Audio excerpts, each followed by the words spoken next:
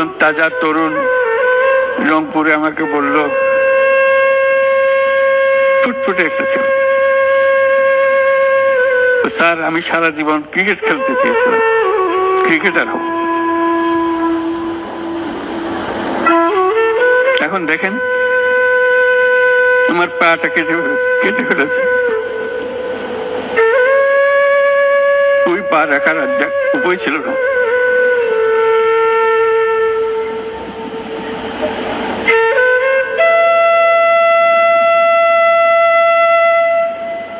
সে আমাকে জিজ্ঞেস করে, স্যার আমি ক্রিকেট খেলবো কি করে?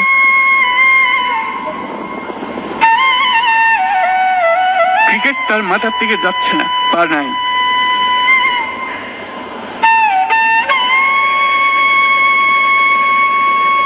যতবার দেখি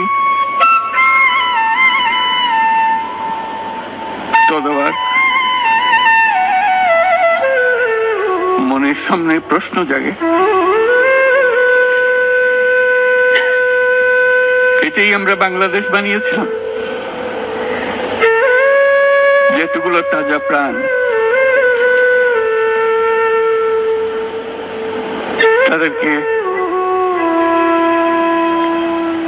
ছেড়ে চলে যেতে হয়েছে।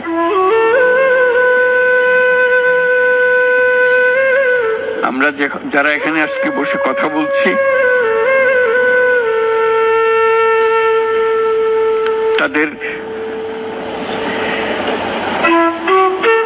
একমাত্র দায়িত্ব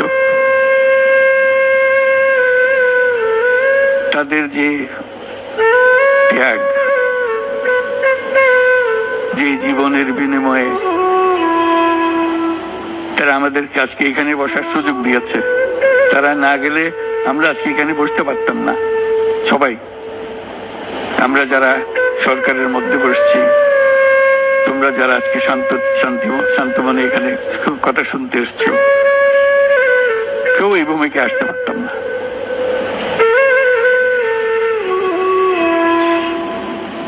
কালকে একটা হাসপাতালে গেলাম, আবার সেই দৃশ্য,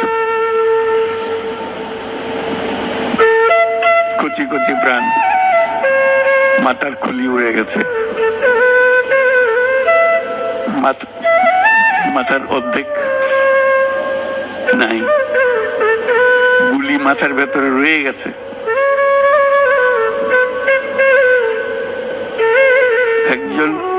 একটা রংপুরের হাসপাতালের দৃশ্য, একটা এক্সরে দেখালো,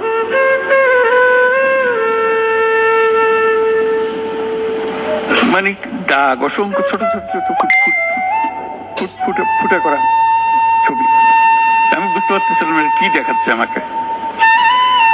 আমি জিজ্ঞেস করলাম এটা কি?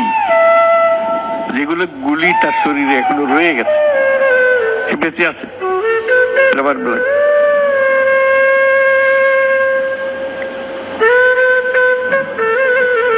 যতবার দেখি, যতবার শুনি,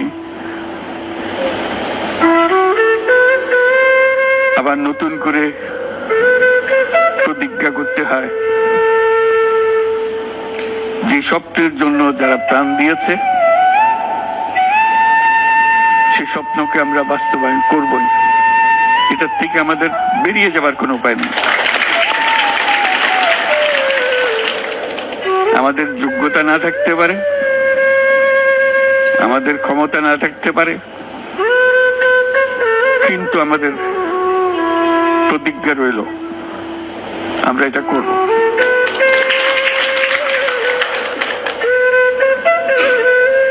আমি খালি দেখি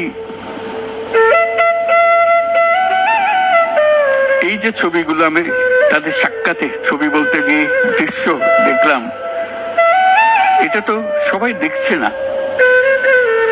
যারা হাসপাতালে আসছে তারা দেখছে, প্রতিদিনের ঘটনা, একবারের ছবি না। মানুষকে এটা তো জানাতে হবে, বোঝাতে হবে যে কি এর পেছনে কি ছিল।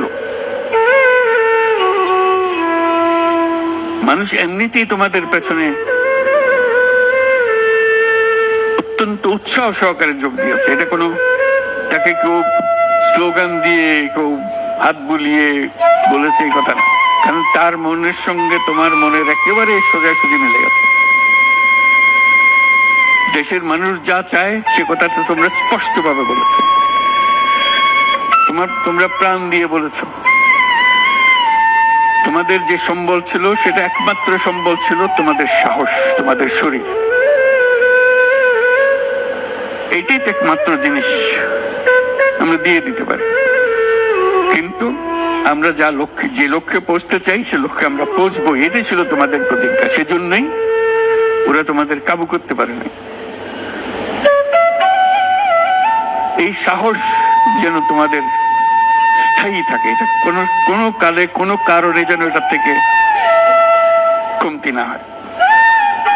এর আগামীতে যাত্রা দুরূহ, এটা সহজ কাজ না। এই যে বারে বারে আমরা বলছি, তোমরা বলছো এত বছরের জঞ্জাল, যে আমাদের পায়ে এত বছরের শৃঙ্খলা পুড়িয়ে দেওয়া হয়েছে, শৃঙ্খল পুড়িয়ে দেওয়া হয়েছে। সেই মাথার ভেতরে যে শৃঙ্খল বেঁধে দিয়েছে, কাজের মধ্যে যে শৃঙ্খল বেঁধে দিয়েছে, সেগুলো সব কটা থেকে আমাদের মুক্ত হতে হবে। তাহলে আমরা একটা নতুন জাতি হিসেবে জন্ম লাভ করব। তোমরা এই সাহস দেখাবার আগে আমরা একটা দুঃস্বপ্নের মধ্যে ছিলাম, যেটার কোনো সমাপ্তি নেই। এই দুঃস্বপ্ন কঠোরতর হয়েছে। আমরা একে একে সব হারিয়ে ফেলেছি, দেখতেছি সব যাচ্ছে, কিন্তু টু করে শব্দ করার সাহস আমাদের হচ্ছিল না। সবাই মেনে নিচ্ছিল যে যেভাবে হোক কোন রকমের সামাল দিয়ে চলা, যতটুকু না হলে নয় সেটুকু করে দেওয়া, তবু জীবনটা কাটিয়ে দেওয়া। এটাকে উল্টে দেওয়ার কথা কেউ চিন্তা করে নাই। এটাই ছিল আমাদের দুঃস্বপ্ন। আমাদের হাত পা ছিল অবশ। এই দীর্ঘ 16 বছরের দুঃস্বপ্নের মাঝখান দিয়ে হঠাৎ করে তোমরা আওয়াজ তুললে, না আমরা জেগে উঠবো, এই দুঃস্বপ্নের ভেতরে থাকবো না। যে সাহস তোমরা দেখালে, যে ত্যাগ তোমরা করলে, হঠাৎ জাতি দুঃস্বপ্ন থেকে জেগে গেল। দেখে আরে সব তো আমাদের হাতের বাইরে চলে গিয়েছিল, আমাদের চিন্তার বাইরে চলে গিয়েছিল। এখন আমরা আবার সোজা হয়ে দাঁড়াবো।